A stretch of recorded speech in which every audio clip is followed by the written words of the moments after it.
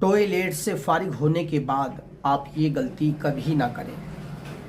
कुछ लोग ऐसे होते हैं जैसे ही वो बैतुल खला टॉयलेट में गए, हाजत से फारिग हुए, तुरंत खाना खाने बैठ गए। इससे क्या होता है दोस्तों, अगर आप भी ये गलती कर रहे हैं तो वीडियो आपके लिए है, बहुत ज़रूरी है देखना।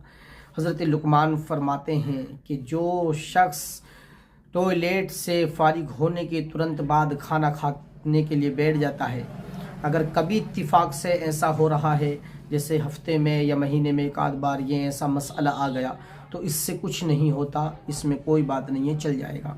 लेकिन आप हफ्ते में कई कई बार ये आदत बना लें या अक्सर रोज़ाना ये आदत बना लें या आपकी ये आदत बन चुकी है, तो हज़रत लुकमान फरमाते हैं कि ऐसा शख्स जो है बवासीर का बहुत जल्दी शिकार बन जाएगा।